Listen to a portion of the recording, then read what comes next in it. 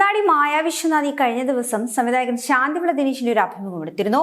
ഇതിന്റെ വീഡിയോ മായ തന്റെ അക്കൗണ്ടിൽ പങ്കുവയ്ക്കുകയും ചെയ്തിട്ടുണ്ട്. ഇപ്പോൾ ഇതാ മായയെക്കുറിച്ച് മറ്റൊരു അഭിമുഖത്തിൽ സംസാരിക്കുകയാണ് ശാന്തിവിള ദിനേശ്. മായ വിശ്വനാഥ് തന്റെ സീരിയലുകളിൽ പ്രധാന വേഷങ്ങൾ ചെയ്തിരുന്ന ആളാണ്. അവരുടെ ജീവിത സാഹചര്യമൊക്കെ വളരെ മോശമാണെന്നും ശാന്തിവിള ദിനേശ് ചൂണ്ടിക്കാണിക്കുന്നു.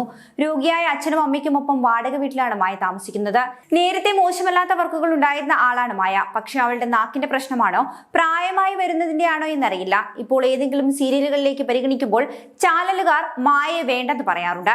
ഇപ്പോൾ മായയ്ക്ക് വർക്ക് വളരെ കുറവാണെന്നും ശാന്തിവിള പറയുന്നു. പലപ്പോഴും മായ അബദ്ധങ്ങളിൽ ചെന്ന് ചാടുമ്പോൾ താൻ തെറി പറഞ്ഞിട്ടുണ്ട്.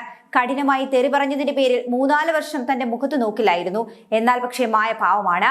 അവളെ വിളിച്ചു തെറി മറ്റാരെങ്കിലും വിളിച്ചിരുന്നുവെങ്കിൽ താൻ അകത്ത് കിടന്നേനെ എന്നും ശാന്തിവിള പറയുന്നുണ്ട്. അവളത് മനസ്സിൽ വെച്ചുകൊണ്ട് നടക്കുകയല്ല എന്നും ശാന്തിവിള മായയെ പറ്റി പറയുന്നു.